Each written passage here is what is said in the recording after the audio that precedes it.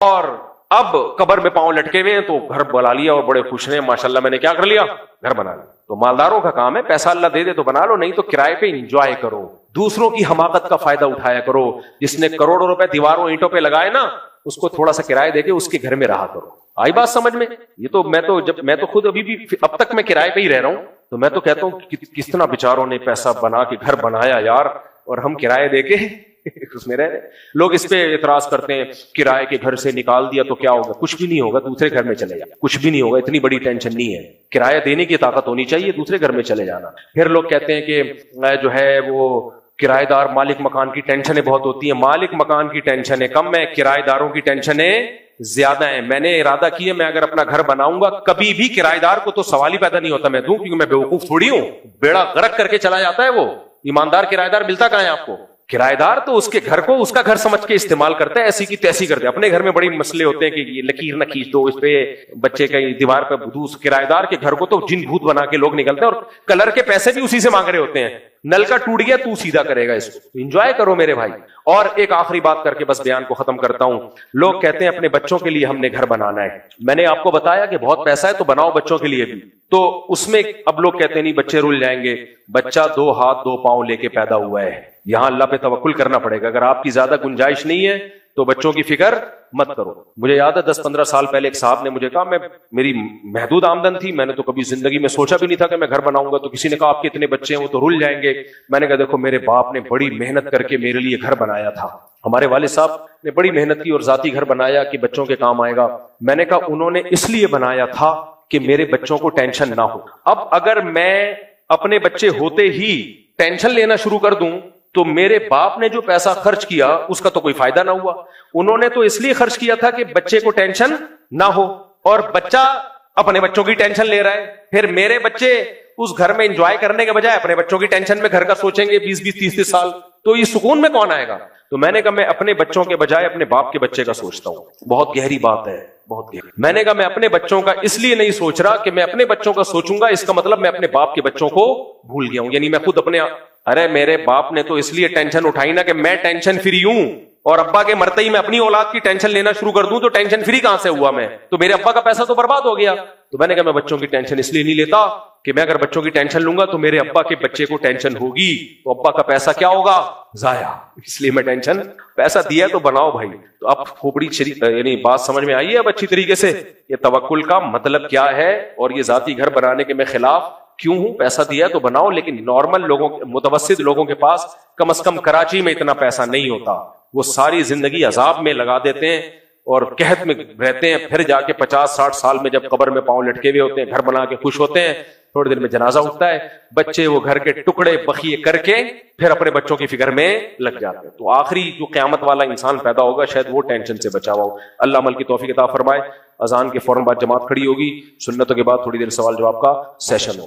آج جو میں بیان لے کے چلا تھا نا، تھوڑا سا اس ٹاپک پہ آ جاتا ہوں تاکہ جب دوبارہ بیان ہو تو کنٹینیو وہیں سے شروع کروں. میں بیان میرا اس پہ شروع ہوا تھا کہ آپ جس کے ذمہ کوئی کام لگائیں نا، تو وہ کام اگر پورا کر کے دے گا تو آپ اس کو اجرت دیں گے. وہ کام نہ کرے اور ایموشنل ہو جائے اور ادھر ادھر کی باتیں شروع کر دے تو آپ اس کو اجرت نہیں دیتے.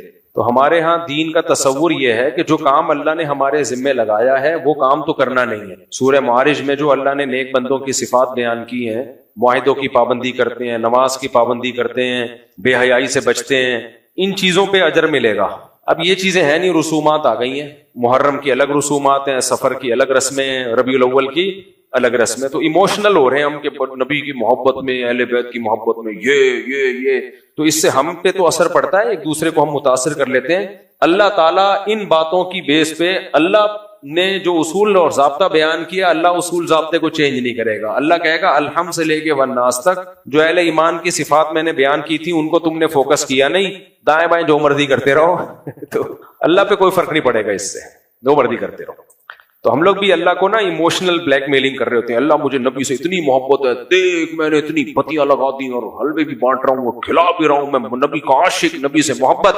اللہ کہے گا نماز 5 ٹائم پابندی سے پڑھی ہے، عقیدہ توحید کا تھا، صلہ رحمی کی، رشتہ داری جوڑی تو نے، اور معاہدوں کی پابندی کی، لوگوں کو تکلیف سے بچایا، نبی نے فرمایا وہ شخص مومن نہیں جس کی زبان اور ہاتھ سے دوسرے مسلمان محفوظ نہیں ہے. راستے آپ نے بند کر دیے, لوگوں کو تکلیف ہی تکلیف. تو اب آپ جتنا بھی ایموشنل ہو جائیں, اچھلیں کودیں, یہ کرتے رہے بھائی, خوب سمجھ لو, خوب سمجھ لو, اللہ کو آپ متاثر نہیں کر سکتے. اللہ وہ ان صفات سے متاثر ہوتا ہے جو صحابہ کرام کی تھی, ایمانداری سے تجارت, 5 ٹائم نماز, جو اللہ کے بتایا ہوا ذکر ہے وہ ذکر, اللہ کا بتایا ہوا درود وہ پڑھیں پابندی سے, اور معاہدوں کی پابندی کریں, لوگوں کو تکلیف سے بچائیں, انسانیت کے لیے خیر خواہ بنیں. پتہ ہے آپ کو ہمارے نبی صلی اللہ علیہ وسلم ممبر پہ بھی آپ کی جو خطبہ ہے نا, آپ کی جو تقریر ہے وہ بھی بہت ہی نرم لہجے میں ہوتی تھی. کبھی کبھار آپ کی آواز اونچی ہوتی تھی اور آپ کا ہاتھ اس سے زیادہ اونچا نہیں جاتا تھا. اس طرح جب آپ کسی بات کو جوش سے بیان کرتے تو ایسے بس. آج ہماری تقریریں دیکھ لو, ایک دوسرے کے خلاف فتوے بازی, غصے میں جھاگ نکل رہا ہوتا ہے, وہ بھی ویسا, وہ ایسا, وہ ایسا. لوگ مسجدوں میں بجائے اخلاق سیکھنے کے بد اخلاقی سیکھ کے جاتے ہیں. تو اس لیے بھائی اللہ کا دین جو ہے نا وہ اللہ نے بتا دیا یہ ہے, اس سے دائیں بائیں چلو گے تو تمہارا اپنا مسئلہ ہے. اپنے ضمیر کو مطمئن کرو گے. پھر کیسی کیسی گالیاں سوائے ابلیس کے جہاں میں سبھی تو خوشیاں منا رہے ہیں. یعنی جو ربیع الاول نہیں منا رہے سارے ابلیس ہو گئے یار. کسی مسلمان کو ابلیس کہنا, شیطان کہنا, یہ اللہ رسول کی تعلیمات ہیں. یہ ظرف ہونا چاہیے مسلمان کا. سب کو ابلیس کہہ دیا, جس کے گھر میں بتیاں نہیں ہیں وہ بھی ابلیس ہو گیا. پورا سعودی عرب ابلیس ہے, جو مکہ مدینہ ہے وہی ابلیس ہو گئے. کمال ہے یار. لوگ کہتے ہیں ابھی نجدیوں کی حکومت ہے, تو جب حکومت نہیں تھی تو کون سا مناتے تھے وہ؟ سعودی عرب میں تو کبھی بھی نہیں منایا جاتا. جب ترکوں کی حکومت تھی تو بھی ربیع الاول نہیں منایا جاتا تھا. یہ تو ہم لوگوں نے بنایا خود ہی, ایک نئی چیز مارکیٹ میں لے آئے ہم. محرم ہمارا پاکستان کا اسلام محرم میں الگ ٹائپ کا, سفر میں الگ ٹائپ کا, اور ربیع الاول میں الگ ٹائپ. تو میں تو یہاں بیٹھا رہا ربیع الاول میں نا 12 تاریخ کو, مجھے لڑکوں نے بتایا آپ کو پتہ ہی نہیں شہر میں کیا ہنگامہ آ رہی ہے. میں نے کہا ہمیں تو نہیں پتا. یار آپ کو پتہ ہی, کوئی ایسا ہی مزہ آ رہا ہے. لوگ بتا رہے ہیں ایسا لنگر منگر بھی چل رہے ہیں, یہ بھی چل رہا ہے, وہ بھی چل رہا ہے, اور کیا کچھ ہو رہا ہے. کہہ رہے ہیں آپ کو پتہ ہی نہیں. تبھی ہمیں لوگ کہتے ہیں خشکے وہابی, خشکے وہابڑے, خشکے, کوئی عشق مشکی نہیں ہے. یہ تو بھائی قیامت میں پتہ چلے گا کس کو کس سے اللہ کے نبی سے محبت ہے نہیں ہے. ہم نہیں کہہ رہے ہم باعمل ہیں, ہمارے تو عیبوں پہ اللہ نے پردہ ڈالا ہوا ہے.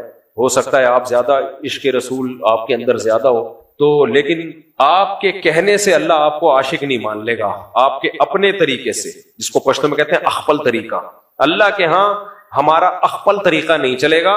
اللہ نے جو بتا دیا صحابہ کو فالو کرو, تابعین کو فالو کرو, نبی کو فالو کرو ان کے طریقے پہ. تو بھائی انہوں نے کوئی ربیع الاول نہیں منایا, نہ انہوں نے محرم کے تعزیے نکالے, نہ چپ تعزیہ, ایک نیا تعزیہ ہے مارکیٹ میں چپ تعزیہ, نہ تلواروں والا تعزیہ, نہ چپ تعزیہ, نہ ربیع الاول, نہ حلوے, نہ رجب کے کوڑے مونڈے, سب غلط ہے بھائی, سب غلط.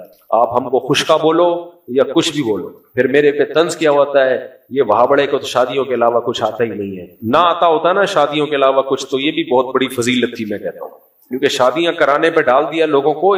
کتنی عورتوں کے گھر بس گئے بھائی, حرام کاریوں سے بچ گئی, وہ زنا سے بچ گئی, یتیم بچوں کو سہارا مل جاتا ہے. کچھ نہیں کرتے, شادیوں پہ ہی ڈال دیتے یار, یہ اس سے بہتر تھا. تو نبی کی کسی سنت پہ تو عمل ہوتا نا. 9 بیویاں نبی نے رکھی ہیں, ایک کنواری باقی بیوہ, طلاق یافتہ بیوہ, تو یتیم بچوں کو پالا ہے. وہ کام ہم سے دھیلے گا ہوتا نہیں ہے, وہ دوسری کر کے دکھائے.